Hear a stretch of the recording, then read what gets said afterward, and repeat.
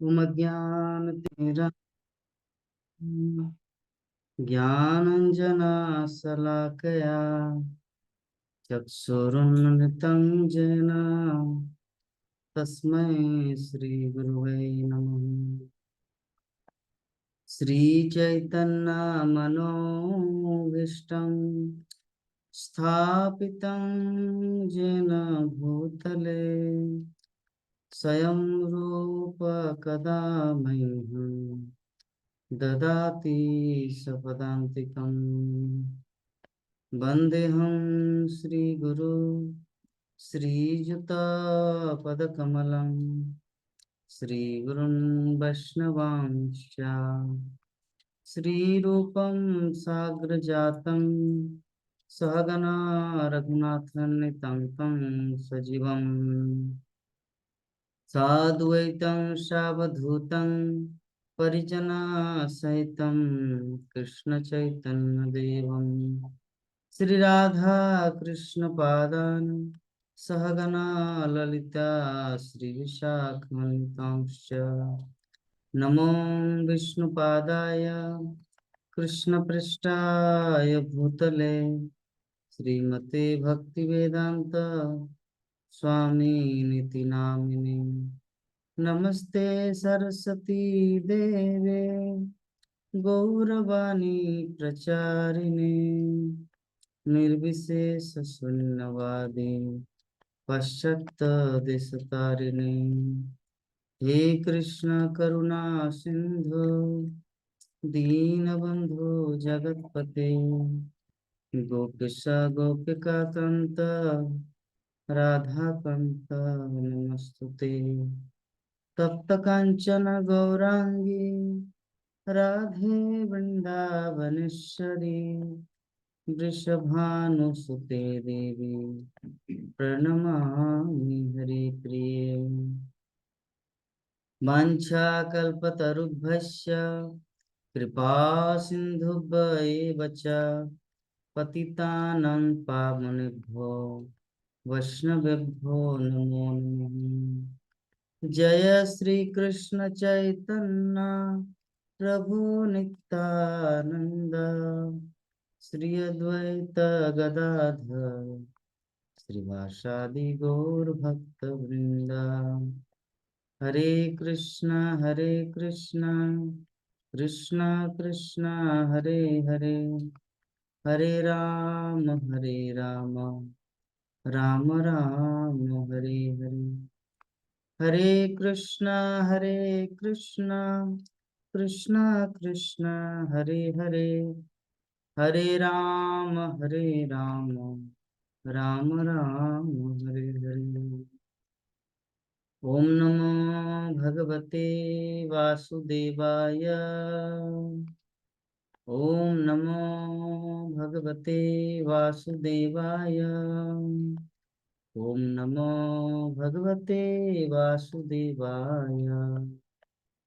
नारायणं नमस्कृत्य नरं चैव नरोत्तमं देवीं सरस्वतीं व्यासं ततो जयमुदीरये।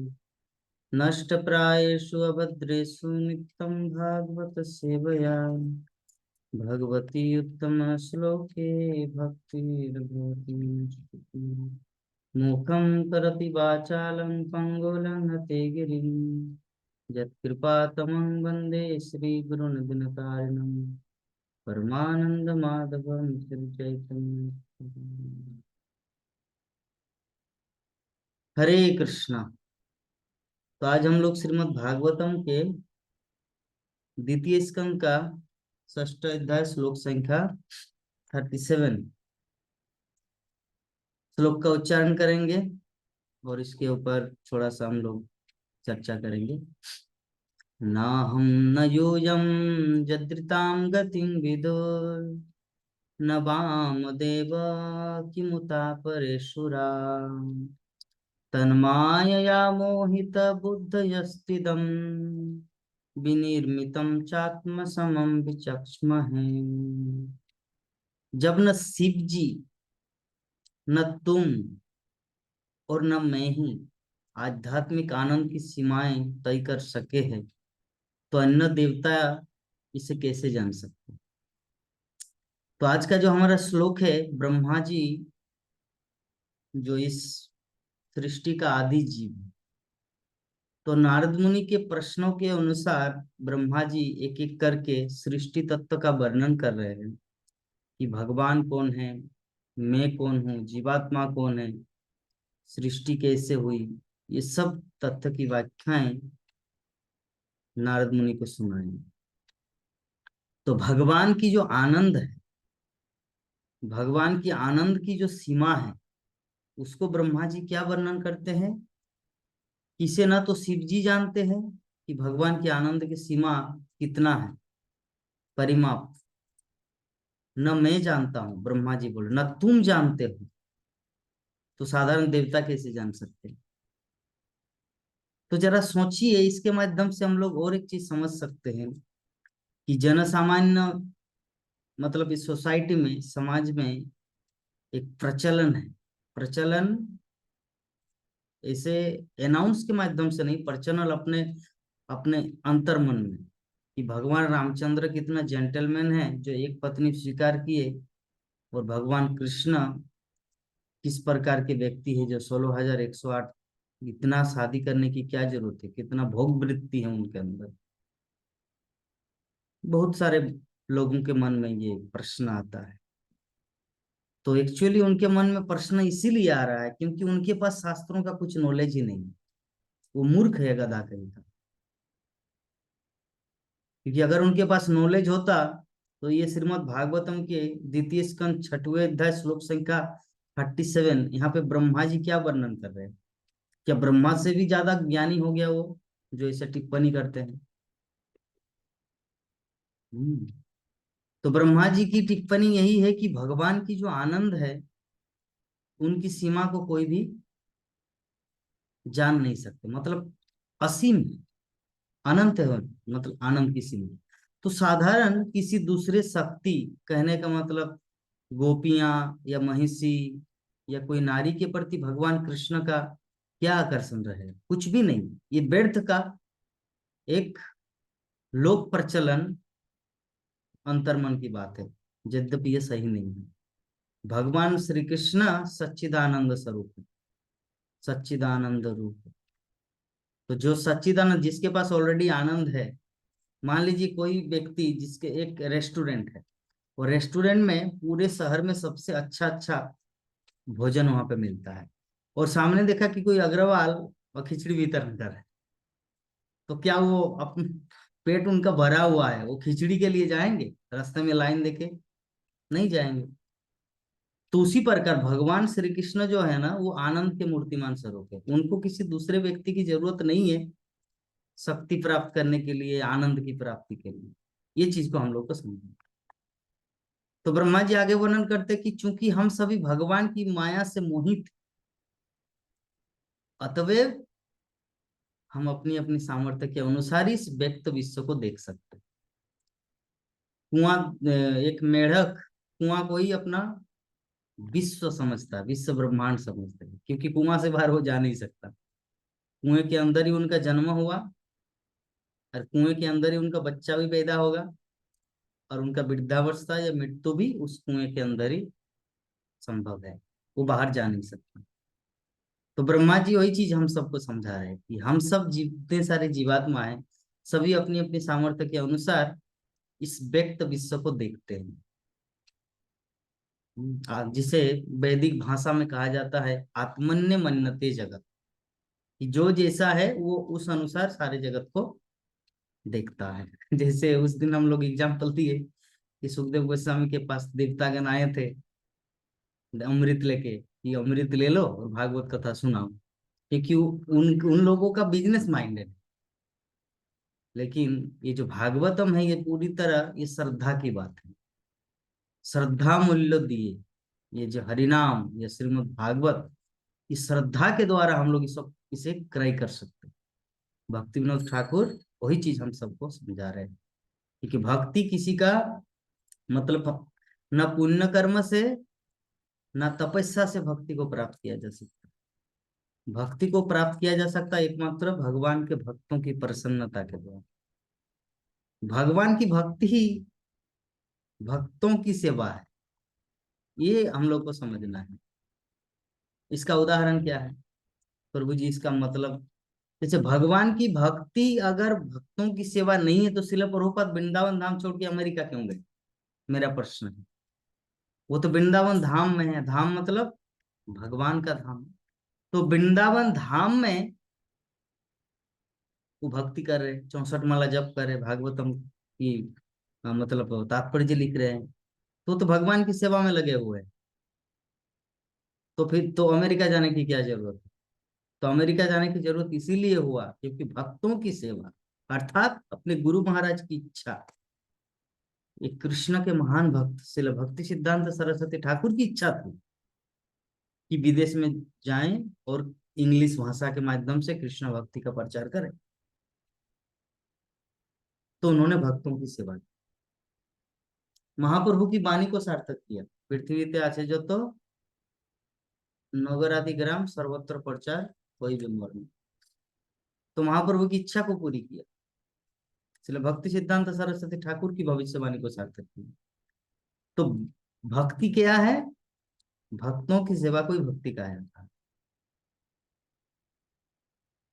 तो शिल प्रभुपाद तात्पर्य में लिखते हैं, हम लोग जानते हैं कि श्रीमद् भागवतम में प्रमाणिक 12 महाजनों का उल्लेख आता है, जिसमें ब्रह्मा, नारद, शिव जी उसी सूची के क्रमानुसार प्रथम, द्वितीय तथा तृतीय स्थान पर आते हैं, जो परमेश्वर के विषय में काफी कुछ जानते हैं। क्योंकि हम लोग जितने सारे वैदिक साहित्य अध्ययन करेंगे, चाहे पुराण हो, मार्कंडे पुराण, बृहद नारदीय पुराण, या और भी मेनी टाइप्स ऑफ पुराण, वेद, साहित्य, तो एक चीज हम लोग देख सकते हैं और वो ये है कि शिव जी अर्थात महादेव देवी पार्वती को हरि कथा सुना रहे हैं, भगवान की विभिन्न लीला कथाओं को सुना रहे हैं, और देवी पार्वती उसे ध्यान से सुन रही है। तो एक चीज तो उनके पास ज्ञान है तभी तो वो सुना पा रहे हैं। ऐसा नहीं है कि कोई व्यक्ति ऐसे मुंह दिया है भगवान ने तो कुछ भी बोले जा रहे हैं, नहीं। उनके पास भगवत तत्व ज्ञान है, वो भी विभिन्न जगह में श्रवण किए हैं, तभी वो दूसरों को कृष्ण कथा सुनाते हैं। इसी प्रकार ब्रह्मा भी है, जो आदि जीव ब्रह्मा, जिनको भगवान से डायरेक्ट ज्ञान मिला। नारद को कहाँ से ज्ञान मिला, ब्रह्मा के द्वारा मिला। भगवान श्री कृष्ण ने ब्रह्मा जी को दिया और ब्रह्मा ने नारद को दिया। उसी प्रकार महादेव को भी मिला भगवान से, नारायण से साक्षात ज्ञान। इसीलिए एक परंपरा है रुद्र संप्रदाय, जिसमें शिव जी के आगे जो परंपरा कृष्ण तत्व विज्ञान की महिमा शिव जी वर्णन कर रहे हैं, कृष्ण तत्व विज्ञान की महिमा ब्रह्मा जी वर्णन करते हुए ब्रह्म संप्रदाय, श्री संप्रदाय, रुद्र संप्रदाय, कुमार संप्रदाय। तो भगवान चतुष्कुमारों को भी ज्ञान दिए है डायरेक्टली, लक्ष्मी को भी दिए है, शिव जी को भी दिए और ब्रह्मा को दिए, इसीलिए 4 संप्रदाय है। तो जो द्वादश महाजन है श्रीमद् भागवतम में, तो उनमें से मुख्य महाजन जो है, इनमें से 3 बताया गया है, 3 व्यक्तित्व, वो है ब्रह्मा, नारद और शिव जी। ब्रह्मा, नारद और शिव जी। तो ब्रह्मा अपना स्टेटमेंट यहाँ पे बोल रहे हैं श्रीमद् भागवतम के 2य स्कंद के 6वें अध्याय में कि भगवान कितने महान हैं। तो थोड़ा काफी कुछ तो जानते हैं तीनों व्यक्ति विशेष, नारद, शिव जी और ब्रह्मा। तो अन्य देवता, उपदेवता, गंधर्व, चारण, विद्याधर, मनुष्य या असुर संभवतः भगवान श्री कृष्ण की शक्तियों के विषय में पूरी तरह कभी नहीं जान सकते, कभी नहीं। तो इनमें से देवता, उपदेवता, गंधर्व आदि उच्चतर लोगों के उच्च कोटि के बुद्धिमान व्यक्ति, मनुष्य मध्यलोक के वासी है और असुर अधोलोकों के वासी। तो इनमें से सबों की परम सत्य विषयक अपनी अपनी अवधारणाएं हैं। जिस प्रकार की मानव समाज में विज्ञानी या ज्ञान मार्गी दार्शनिकों की होती है। तो सबके पास कुछ ना कुछ नॉलेज है, अपना अपना अनुभव है, लेकिन किसी के पास कितना ही ज्ञान क्यों ना हो, अल्टीमेटली वो भगवान कृष्ण को पूरी तरह से नहीं जान सकते। ये सारे जीव वैदिक प्रकृति के प्राणी हैं। हम सब इस संसार में फंसे हुए हैं, अतः ये सब प्रकृति के तीन गुणों के चमत्कारिक प्रदर्शन से मोहित होते रहते हैं। तो ऐसे मोह का उल्लेख भगवत गीता में हुआ है। त्रिभिर्गुणमय भावे ये भी सर्वम इदम जगत। कि प्रत्येक जीव ब्रह्मा से लेकर चिंटी तक प्रकृति के गुण, सतगुण, रजगुण तथा तमोगुण से मोहित, अपनी अपनी तरह से मोहित है। तो हर कोई अपनी व्यक्तिगत क्षमता के अनुसार सोचता है कि हमारे समक्ष ये व्यक्त ब्रह्मांडी सब कुछ है। त्रिभिर्गुणमय भावे रे भी सर्वमिदम जगत मोहितम ना भी जानाति ममम परम अव्ययम। भगवान श्री कृष्ण अर्जुन को बता रहे मोहितम ना भी जानते, मोहित है तीन गुणों के द्वारा, इसलिए जान ही नहीं पाते कि मैं कौन हूँ, कि मैं इस भौतिक ब्रह्मांड के बाहर का हूँ। किसी के पास ये नॉलेज ही नहीं है, क्योंकि सभी इसी ब्रह्मांड को सर्वे सर्वा मान लेते हैं। सूर्य, चंद्र, वरुण, जिसको हम लोग अपनी आंखों से देख रहे हैं, इसके परे एक स्पिरिचुअल वर्ल्ड है, आध्यात्मिक जगत है। किसी के पास वो चिंतन शक्ति नहीं है, क्योंकि अचिंत है। अचिंत खलु जे भाव न तर्कन जो जय, तो उसको एकमात्र श्रवण के माध्यम से जाना जा सकता है, क्योंकि उसको हम लोग आंखों से देख नहीं सकते। आध्यात्मिक जगत कितना दूर है। सूर्य को देखते हैं क्योंकि हमारे आंखों के समक्ष प्रकट होते हैं। सूर्य, चंद्र, आकाश, नक्षत्र, ये जो तारामंडल है, लेकिन आध्यात्मिक जगत यहाँ से दिखता नहीं। इसीलिए शास्त्रों का महाभारत में विवेचना किया गया है। अचिंत खलु जे भावा, ये जो अचिंत तत्व है जिसको हम लोग आंखों से नहीं देख सकते, नतस तर्केन जोजित, उसको तर्क द्वारा नहीं समझा जा सकता। महाजन जैन गतस पंथा, महाजन मतलब जो इस पथ के पथिक है, भगवत भक्ति के पथिक है, उनसे श्रवण के माध्यम से ही हम लोग उसे समझ सकते हैं। हम्म।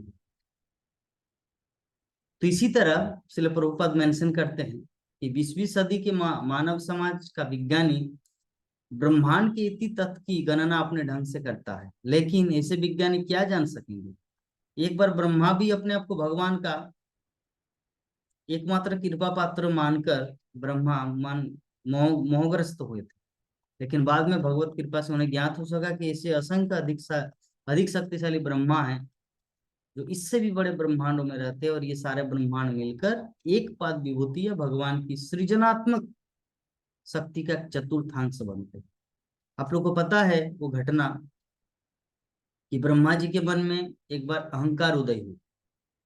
अहंकार इस बात का कि मैंने सृष्टि किया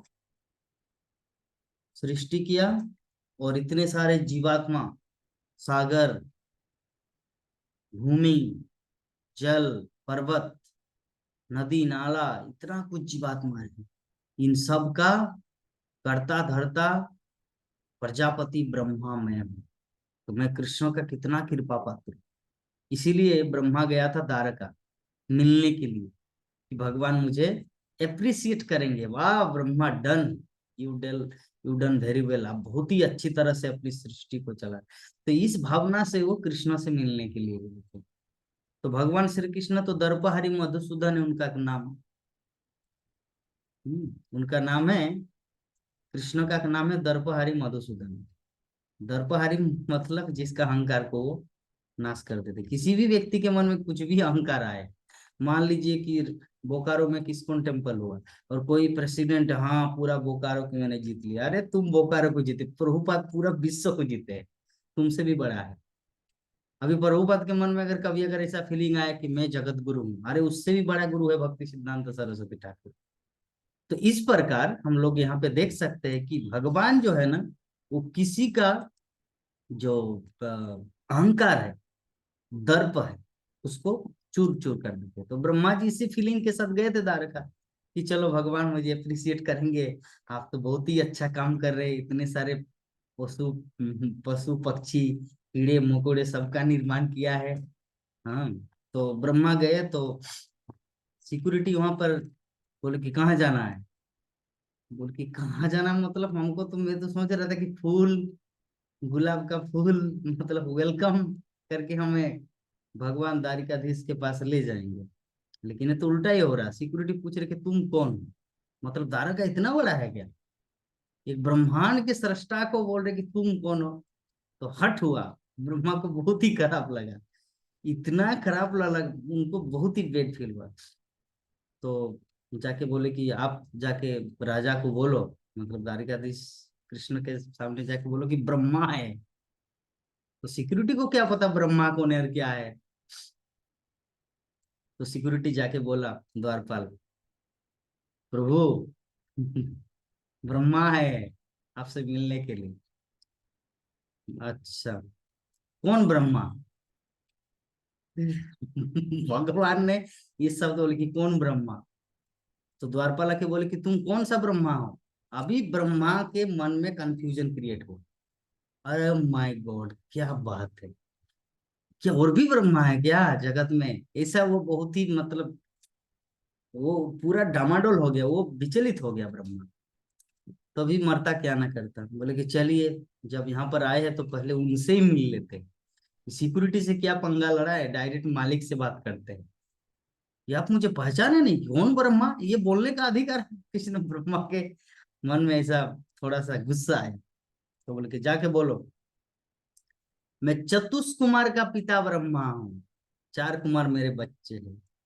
बेटा, जो बेटा होते हैं ना, वो अपनी पहचान अपने पिता से करते हैं। तुम किसका बेटा हो, पिताजी का नाम बोलो। आधार कार्ड में तुम्हारे पिताजी का क्या नाम है। लेकिन यहाँ पे उल्टा है। ब्रह्मा गए भगवान से मिलने के लिए, बोले कि तुम कौन सा ब्रह्मा हो। तो बोले कि चतुर्मुखी ब्रह्मा, चतुष कुमार के पिता। तब भगवान श्री कृष्णा सिक्योरिटी को बोला कि ठीक है, उनको लेके आओ। तो ब्रह्मा जैसे ही अंदर घुसे रूम में, कमरा में, भगवान के सभा में जस्ट इंटर किए, जस्ट बैठने ही वाले थे अपने चेयर में, अपनी कुर्सी में। तो देखा कि एट द सेम टाइम 10 माथा ब्रह्मा प्रकट हो गया। हरे कृष्णा प्रभु दंडवत प्रणाम करके भगवान को दंडवत प्रणाम देने लगा। फिर ब्रह्मा ने फिर माइक दिया, 10 माथा है कैसा, मेरा तो 4 ही माथा है। फिर 10 माथा प्रणाम करके, दंडवत प्रणाम करके अपना चेयर में बैठे, फिर 100 माथा का हरे कृष्ण एक साथ में सबका अलग अलग माथाओं से आवाज आ रहे हैं ना। जैसे पूरा जैसे गुरु महाराज लोग करवाते हैं हरे कृष्णा, तो एक साथ में सभी हरे कृष्ण बोलते हैं। तो 100 माथा ब्रह्मा जब हरे कृष्णा प्रभु दंडवत प्रणाम जब बोले, तो एक साथ में पूरा गूंज उठ रहा है, पूरा सभा। तो अभी ब्रह्मा पूरा कंपन हो रहा है, चूहा की तरह अपने आप को फील कर। तो फिर देखा कि 1000 मुख वाला ब्रह्मा, 1,00,000 मुख वाला ब्रह्मा। तो सभी आके इतना लाइन लगा है जैसे पूरा कुंभ मेला, प्रयाग इलाहाबाद का कुंभ मेला की तरह वो सभा में। और वो चूहा वाला, वो चतुर्मुखी ब्रह्मा अपने आप को सोच रहे, यार मैं तो कहाँ फटा कपड़ा है, भिखारी की तरह इन लोगों के सामने मेरा क्या वैल्यू है। तो जितना उनका अहंकार था ब्रह्मा का, पूरा एकदम मिट्टी में मिल गया। एकदम शांत हो गया व्यक्ति, पूरी तरह से शांत हो गया। अभी एक एक करके सभी विदाई लेके, भगवान से परमिशन लेके अपने अपने ब्रह्मांड में चले गए। अभी लास्ट में बोले कि yes Brahma tell me what you want, क्या चाहते हैं बोलिए। बोले कि प्रभु जी मेरा जो कंफ्यूजन था, मेरा पूरा हुआ, अभी मैं जा रहा हूँ, बाद में आपसे मिलते हैं। भगवान को जस्ट प्रणाम करके वो चले गए। तो कुछ कुछ चीज होता है ना, जैसे कभी कभी हम लोग को कुछ चीज प्रमाणित करने के लिए तो बोलना पड़ता है। और कोई कोई ऐसा व्यक्ति उसको करके दिखा देता। तो भगवान श्री कृष्ण बोलते नहीं, वो करके दिखा देते हैं। तो उन्होंने करके दिखाया कि देखिए तुम्हारे जैसे और भी बहुत सारे ब्रह्मांड है, या बहुत सारे ब्रह्मा है। तो चूंकि तो अतः भगवान कहते हैं मोहितम ना भी जानाती मामे भ परम अव्ययम, प्रकृति के गुणों से मोहित होने के कारण वो ये नहीं समझ पाते कि इन अभिव्यक्तियों के परे एक ऐसा परम पुरुष है जो सबों का परम नियंता है। परम नियंता, परम नियंता, नियंता का अर्थ होता है कंट्रोलर। जैसे जिला का एक कंट्रोलर होता है जिसे कहते हैं मैजिस्ट्रेट, राज्य का कंट्रोलर होता है जिसे कहते हैं मुख्यमंत्री, देश का कंट्रोलर होता है जिसे जिसे कहते हैं प्रधानमंत्री। उसी प्रकार पूरा इंटरनेशनल, देश, महादेश, ये ग्रह मंडल, एक ब्रह्मांड, ब्रह्मांड का है ब्रह्मा। तो इस प्रकार अनंत कोटि ब्रह्मांड है और सबों के ऊपर है भगवान श्री कृष्ण, अनंत कोटि ब्रह्मांड के मालिक। तो भगवान श्री कृष्ण वही चीज बोले कि मोहितम ना भी जानाति, जो इस प्रकृति के तीन गुणों के द्वारा मोहित है, वो वे जान ही नहीं सकते कि मामे भ परम अव्ययम, कि मैं ही सभी स्रोतों का महान स्रोत हूँ, मुझसे ही सब कुछ आया है। तो चूंकि ब्रह्मा, नारद तथा शिव भगवान के विषय में काफी जानते हैं, मैनी थिंग्स, अतएव मनुष्य को चाहिए कि वो इन महापुरुषों के उपदेशों का अनुगमन करे, न कि क्षुद्र मस्तिष्क के खिलवाड़पूर्ण अनुसंधानों से यथा अंतरिक्ष यान तथा विज्ञान के अन्य वस्तुओं से संतुष्ट हो। जिस प्रकार माता की बालक के पिता की पहचान करने मात्र में एकमात्र प्रमाण स्वरूप है, उसी प्रकार ब्रह्मा, नारद या शिव जैसे मान्य अधिकारियों द्वारा प्रस्तुत वेद रूपी माता परम सत्य के विषय में सूचित करने की एकमात्र अधिकारी है। तो शिल प्रभुपाद हम सबको यही चीज शिक्षा दे रहे हैं कि हम जिस ब्रह्मांड में वास कर रहे हैं, इस ब्रह्मांड का महानायक या अनंत कोटि ब्रह्मांड का मालिक, परम नियंता कृष्ण, वो हमारे परम पिता है। तो उसको कैसे जानेंगे? तो हम सबको यहाँ पे बोला जा रहा है कि ब्रह्मा, नारद तथा शिव, महादेव, वो लोग बहुत कुछ जानते हैं भगवान के विषय में, जबकि हम लोग को उतना आइडिया नहीं कृष्ण के विषय में। इसीलिए हमारा काम महाजन जन गत सपन का, हमारा भी उद्देश्य होना चाहिए ऐसे महानुभवों का पदांक अनुसरण करना, क्योंकि उनकी बात अगर हम लोग मानते हैं और वेद रूपी माता अर्थात वैदिक साहित्य रूपी माँ के द्वारा ही हम लोग पिता को जान सकते हैं कि मेरा पिता कौन है। आगे ब्रह्मा जी वर्णन करते हैं, जैसावतार कर्माणि गायन्ति ह्यस्मदादय नजं विदन्ति तत्त्वेन तस्मै भगवते नमः। तो श्लोक संख्या 38 में ब्रह्मा जी नारद मुनि को सुना रहे कि हम उन पूर्ण पुरुषोत्तम भगवान को सादर प्रणाम करते हैं जिनके अवतारों तथा कार्यकलापों का गायन हमारे द्वारा उनके महिमा मंडन के लिए किया जाता है। यद्यपि वो अपने यथार्थ रूप में बड़ी कठिनाई से ही जाने जा सकते। यथार्थ रूप में भगवान को कौन जान सकता है? बहुनाम जन्म नामंते ज्ञान मान प्रपद्यते वासुदेव सर्वमिति स महात्मा सुदुर्लभ। एकमात्र ये कृष्ण को, वासुदेव को जानना कितना दिन लग जाता है? बहुनाम जन्म नामंते, अनेक अनेक जन्म लग जाते। ये जो हम सबको इजीली इस्कॉन सोसाइटी में अट्रैक्शन हुआ, ये शिल प्रभुपाद के ग्रंथ पढ़ने में रुचि हुआ, ये एक जन्म के तपस्या का फल नहीं है, ये एक जीवन के तपस्या का फल नहीं है, अनेकानेक जन्मों का तपस्या है ये। किसी जीवन में गोदावरी के तट में एक बकरी के रूप में थे, किसी जीवन में वाराणसी के या काशी में जहाँ पे मुर्दा को जलाया जाता है वहां पे कुत्ता के रूप में थे, किसी जीवन में प्रयाग इलाहाबाद त्रिवेणी संगम में एक कबूतर के रूप में थे। तो इस प्रकार पता नहीं कितने लाखों करोड़ों जन्म बीत जाने के बाद ही कोई कृष्ण भक्ति में आ पाता है। ब्रह्मांड भ्रमित कोनो भाग्यवान जीव गुरु कृष्ण प्रसादे पाए भक्ति लता दीक्ष। इस ब्रह्मांड में इस प्रकार जीवात्मा भ्रमण करते रहते, भ्रमण करते रहते, कभी बिल्ली के रूप में, कभी चूहा के रूप में, कभी शेर के रूप में, कभी गिरगिट के रूप में, तो कभी मगरमच्छ के रूप में, तो कभी हाथी के रूप में, कभी भेड़िया के रूप में, तो कभी सांप के रूप में। इस प्रकार भटकते हैं जीवात्मा, भटकते हैं, भटकते। सर्वप्रथम जीवात्मा जब भगवत धाम से आते हैं तो मानव रूप में ही आते हैं। पुनरागमन जो पुस्तक है, द टाइम्स पुनर्जन्म, the times migration of knowledge, जो श्रील प्रभुपाद मेंशन करते हैं कि जीवात्मा सर्वप्रथम जब इस पृथ्वी लोक में आते हैं, इस भौतिक धरातल पे आते हैं, तो उनको मनुष्य का शरीर दिया जाता है। किंतु जब वो मनुष्य शरीर पाकर अगर वो ऊर्ध्वगति अर्थात इस शास्त्रों की बात को अगर मानता है तो पुनः उसी लोक में चले जाते। लेकिन जब वो शास्त्र विधि को ठुकराते हैं, जब शास्त्र विधि उत्सृज्य, जब वो शास्त्र विधि को नकारते हैं और वर्तते काम कारता, जब अपने अपने मनमाने ढंग से काम करना चालू कर देते,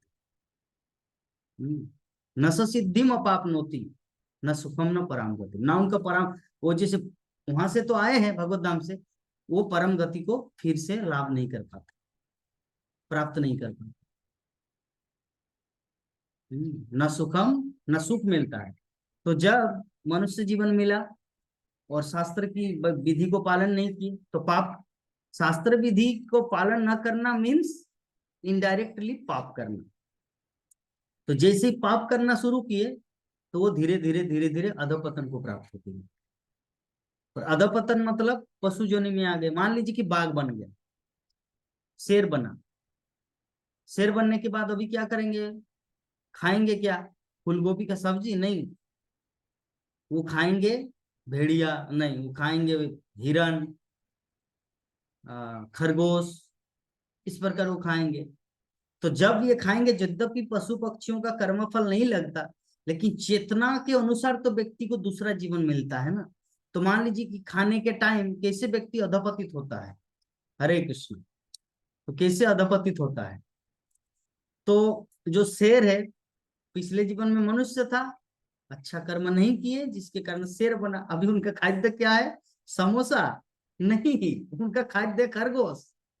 तो 7 दिन में एक बार मिलता है, ऐसा नहीं कि 3 टाइम उनको मिलता है, 9:30 बजे ब्रेकफास्ट, दोपहर में लंच और रात को डिनर, ऐसा नहीं, उनको 7 दिन में, 8 दिन में, 13 दिन में, 1 महीना में, 1.5 महीना में शेर को खाना मिलता था, मतलब मिलता है। श्रील प्रभुपाद मेंशन करते तात्पर्य में। तो मान लीजिए कि 17 दिन में एक खरगोश मिला, अभी वो हड्डी मड्डी सब कुछ खा लेगा। और वो जब शेर बूढ़ा हो जाते हैं तो बूढ़ा होने के बाद वो कहीं पर जा नहीं सकते शिकार करने के लिए, तो चिंता करते कब आएगा हिरन, कब आएगा खरगोश, कब आएगा हिरन, कब आएगा चूहा। तो इस प्रकार शेर चिंता करते करते वो देह त्याग कर बन जाते अगले जीवन में खरगोश, या बन जाते अगले जीवन में हिरन। तो शेर से फिर एक नीचे जोनी में चले आया, फिर वहां भी और कठिन श्रम करना पड़ता है। तो इस प्रकार धीरे धीरे धीरे धीरे धीरे धीरे धीरे धीरे धीरे व्यक्ति एकदम गहन अंधकार में चले जाते हैं। जब बहुत ईर्षालु हो जाते तो बन जाते सांप, और सांप जब बन जाते तो वो पूरी तरह अंधकार में ही रहते हैं। अगर अजगर बन गया तब 1000 वर्ष तक किसी गुफा में रहो। तो इसीलिए महाप्रभु बोलते हैं यही प्रकार, यही ब्रह्मांड भ्रमित कोनो भाग्यवान जीव गुरु कृष्ण प्रसादे पाय भक्ति लता। गुरु कृष्ण प्रसाद, इसीलिए हम सबको बहुत ही भाग्यवान मानना है। जो हम लोग जूम क्लास में आते हैं, हरि कथा श्रवण करते हैं, मायापुर धाम आते हैं, हरि नाम करते हैं, भगवान का चिंतन करते हैं, यूट्यूब से भगवान की लीला को देखते हैं, तो ये एक जन्म की तपस्या का फल नहीं है, ये हजारों करोड़ों जन्म हम लोग भगवान को पाने के लिए प्रयास किए, उसका इकट्ठा फल अभी मानव जीवन में मिला है। इसको हाथ से नहीं गंवाना चाहिए यूं ही ना, प्रभु हमरा तो संसारी ना, हम लोग तो पारिवारिक है, हम लोग कहाँ 100% भगवान की भक्ति कर सकते हैं। ऐसा करके अवहेलना नहीं करना चाहिए। हम्म। बहुत ही शिल प्रभुपाद बोलते हैं कि एक चतुर भक्त को, एक बुद्धिमान भक्त को इतना क्वालिफाइड, क्वालिफाइड कहने का मतलब इतना चालाक होना चाहिए कि मानव जीवन को व्यर्थ नहीं गंवाना चाहिए। बस मिला है मानव जीवन, इसी जीवन में मुझे भगवत धाम जाना है।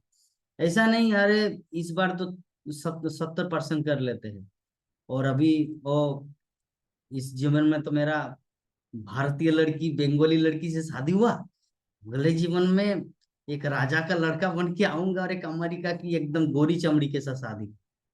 हाँ, फिर मेरा इंद्रिय तृप्ति पूरा हो जाएगा।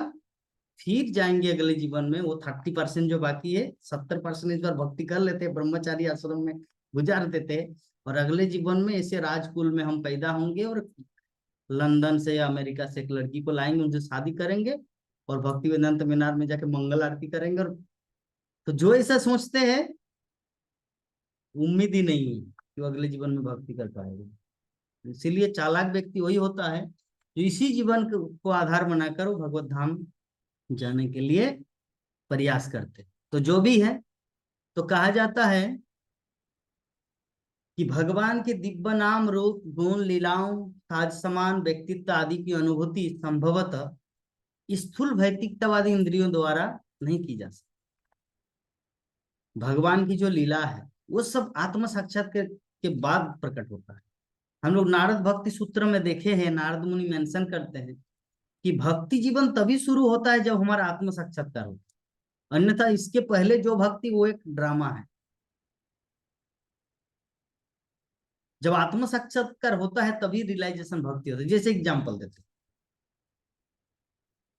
मान लीजिए आपको पढ़ना लिखना आता है, आपको इंग्लिश पढ़ना आ गया, तो मेडिकल कॉलेज या एमबीबीएस जो डॉक्टर है, उनकी भाषा में किसी रोग को इलाज करने के लिए क्या सिद्धांत है, वो अपने स्टडी में, अपने बुक्स में वो देख के रोगी को इलाज करता है। तो जो भाषा वहां पे लिखा हुआ है, जो लाइन है, पैराग्राफ है, एक 5 साल जो 5 क्लास पढ़ता है वो बच्चा भी उसे पढ़ ले, जो इंग्लिश मीडियम में पढ़ता है। लेकिन ये पढ़ना और उस पढ़ने में अंतर है।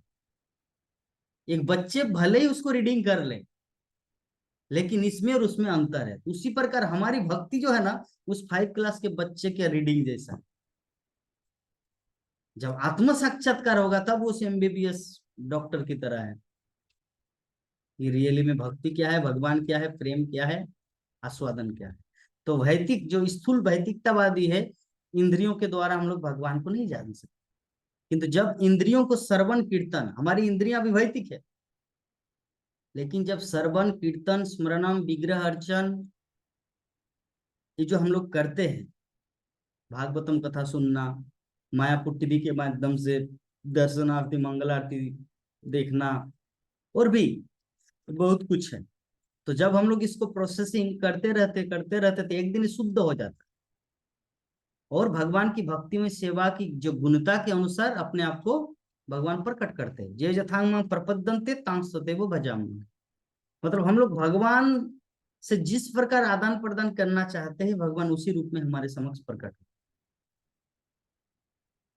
तो मनुष्य को भगवान से यह उम्मीद नहीं करनी चाहिए कि वो हमारे आदेश पूर्वक एजेंट की भांति हो, जो हमारे चाहत के अनुसार हमारे समक्ष उपस्थित, कि प्रभु अभी मेरे पास बिल्डिंग नहीं है, मैं भाड़ा घर में रहता हूँ, तो कृपा करके एक 5 तला बिल्डिंग दे दे, मैं आपके लिए रोज 32 के 64 माला जप करूंगा। ऐसा नहीं है। भगवान आपको झोपड़ी में भी रखे, फिर भी आपको टेंशन नहीं लेना चाहिए। भगवान की भक्ति कीजिए, शुद्ध भक्ति कीजिए, भगवान जिस टाइम जो देना है वो दे देगा, आपको उसके लिए चिंता नहीं करना है। आपका काम है उनकी सेवा करना, उनका काम है आपको रिवार्ड देना, पुरस्कृत करना। यही तो आदान प्रदान होता है ना। भगवान चाहते, कंपटीशन होता है, इसलिए प्रभुपाद मेंशन करते कंपटीशन चलता है भक्त और भगवान का। भगवान चाहते कि मैं उस भक्त को कैसे और ज्यादा से ज्यादा ग्लोरीफाई करूं, प्रभुपाद को कैसे सारी दुनिया के सामने प्रकट, मतलब उनकी महिमा प्रकाशित करो। इसलिए प्रभुपाद चाहते मैं कृष्ण की महिमा को कैसे सारी दुनिया में प्रकाशित करूं। तो ये चलता है भक्त और भगवान भगवान के मध्य कंपटीशन। भक्त चाहते कृष्ण की महिमा प्रकाश हो, और शिल भगवान श्री कृष्ण चाहते शिल प्रभुपाद की महिमा प्रकाश हो। ऐसी Bhakti Vedanta Swami Prabhupada ISKCON founder acharya all over the world.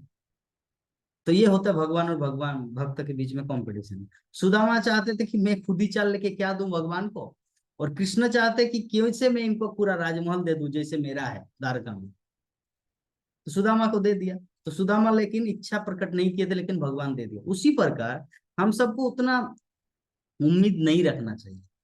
Just भक्ति करना है, सेवा भाव करना है।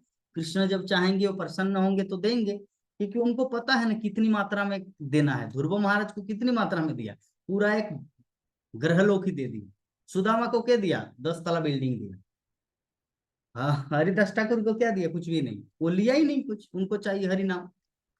फला बच्चा सिद्धर को क्या चाहिए, कुछ नहीं, ऐसा घर जिसमें वर्षा के दिन में बारिश होता है और गर्मी के दिन में बहुत धूप आता है। ऊपर में कोई है ही नहीं कि मतलब उसको ढक सके और वर्षा रुक सके, नहीं, ऐसा घर जहाँ पे बादल से सब कुछ आता है, सूर्य का किरण भी आता है और बारिश भी आता है। महाप्रभु से कुछ नहीं मांगे। तो भगवान के अलग अलग भक्त है, अपना अपना सबका अलग अलग मेंटेलिटी है। जे जथांगं प्रपद्यन्ते, जो जिस भाव से मेरी शरण ग्रहण करते हैं तद अनुरूप मैं उसको पुरस्कृत करता हूँ। तो हमें ब्रह्मा नारद तथा अन्य आधिकारिक शिष्य परंपरा के हमारे पूर्व गामियों द्वारा आध्यात्मिक प्रगति के अनुसार दिखलाए गए पथ का अनुगमन करते हुए निर्दिष्ट भक्ति कार्यों को संपन्न करने के लिए तत्पर रहना चाहिए। ज्यों ज्यों प्रामाणिक भक्ति से इंद्रियां कर्म से शुद्ध होती जाती है, त्यों त्यों भगवान भक्त की आध्यात्मिक प्रगति के अनुसार अपनी सत्ता का उद्घाटन करते चलते हैं।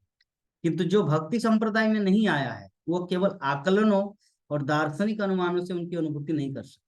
ऐसा कठोर कर्मी भले ही श्रोताओं के समक्ष शब्दजाल प्रस्तुत कर दे, किंतु पूर्ण पुरुषोत्तम भगवान को उनके साकार रूप में कभी नहीं जान सकता। भगवान ने भगवत गीता में स्पष्ट रूप से कहा कि कोई भी उन्हें केवल भक्ति के द्वारा ही जान सकता। कोई भी व्यक्ति किसी आडंबर पूर्ण भौतिक चुनौतियों के द्वारा भगवान को नहीं जान सकता है। आप लोग तो इस्कॉन डिवोटी हो, क्या मुझे कृष्ण को दिखा सकते हो तो मैं आपका जप माला लूंगा। तो इस्कॉन डिवोटी बोलते कि मुझे तुमको जपमाला देने का जरूरत नहीं है। ठीक है। तो भगवान को चुनौती चैलेंज करके कोई भगवान को देख नहीं सकता, उसके लिए श्रद्धा चाहिए। विनीत भक्त अपने सच्चे भक्ति कार्यों से भगवान को प्रसन्न कर इस तरह भगवान भक्त के समक्ष एक अनुपात में ही प्रकट होते हैं। अतः वे ब्रह्मा जी प्रामाणिक गुरु के रूप में सदा नमस्कार करते हैं और हमें भी श्रवण तथा कीर्तन की विधि का अनुसरण करने का उपदेश देते हैं। केवल इसी विधि से, कि भगवान के अवतार के कार्यकलापों की महिमा के श्रवण तथा कीर्तन से मनुष्य अपने अंतस्थल अंतकरण में भगवान की सत्ता का दर्शन कर सकता है। इस विषय पर श्रीमद् भागवत के प्रथम स्कंद के निम्नलिखित श्लोक के प्रसंग पर हम लोग देख सकते हैं। प्रथम स्कंद द्वितीय अध्याय श्लोक संख्या 12। तत्सिद्ध धाना मुनयो ज्ञान वैराग्य युक्तया पश्यन्त्यनात्मन चात्मनम भक्ता श्रुत अनुगृहीतया। अर्थात निष्कर्ष यही है कि भगवान को किसी भी विधि से पूरी तरह नहीं जाना जा सकता, किंतु ये श्रवण कीर्तन जो आदि जो नवदा भक्ति है, इस भक्ति विधि द्वारा अंशतः देखे तथा अनुभव किए जा सकते, अंशतः नोट पूर्ण।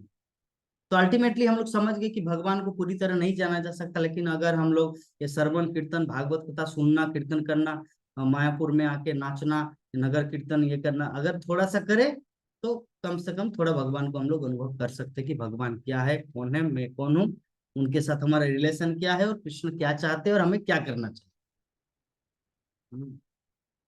तो इस प्रकार अगर किसी भक्त के मन में कुछ प्रश्न हो बहुत दिन बाद हमारे, क्या माता जी, अरे नाम भूल गए। हाँ, हाँ दलिया माता जी, दलिया माता जी आए हैं और विभा माता जी भी है। विभा माता जी आजकल कितना सुंदर गले में तुलसी माला लगा के बहुत सुंदर दिख रहे हैं। दलिया माता जी भी तुलसी माला धारण करेंगे अति शीघ्र। यह लिए है माता जी, अगले बार जब मायापुर, दलिया माता जी आजकल मायापुर आते और चुपके से चले जाते, बोलते भी नहीं प्रभु जी हम आए थे। तो कुछ प्रश्न है, 2 मिनट 27 सेकंड समय है और कल टॉक शो है।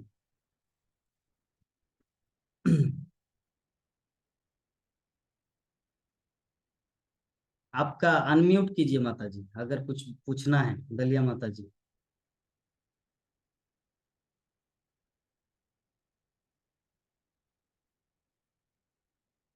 बहुत दिन से जूम क्लास ना, नहीं। हाँ बोलिए। प्रश्न प्रश्न नहीं पूछो। अरे प्रथम प्रश्न नहीं पूछो। अच्छा, प्रश्न नहीं है। मैं इसीलिए आपको प्रश्न पूछने के लिए बोला, ताकि आप हिंदी भूल तो नहीं गए इतना दिन पहले तो। नहीं नहीं नहीं। अच्छा, तो हमारे विभा माता जी, जो वीडियो आपने क्वेश्चन किया था उसका मैं वीडियो भेजा हूँ, आप देखें,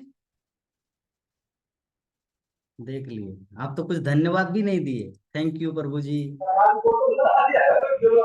अभी नेट नहीं था इसलिए नहीं लिख पाया, अभी हो गया है तब हाँ, देखिए। मैं चाह मैं रिचार्ज नहीं था। मैं सोच रहा था उसे वीडियो बना के भेजूं, लेकिन बाद में सोचा नहीं, अगर यूट्यूब में छोड़ के लिंक बना के भेजेंगे तो सबको शेयर किया जा सकता है, इसीलिए। जी। 1 मिनट। ठीक है, तो कथा को यहीं पर करते हैं। ग्रंथरा श्रीमद् भागवत महापुराण की, अनंत कोटि वैष्णव भक्त वृंद की, जगत गुरु शिल प्रभुपाद की, जय निताय गौर प्रेमानंदे। जय। हरि हरि बोल, हरि हरि। हरि हरि बोल, हरि बोल।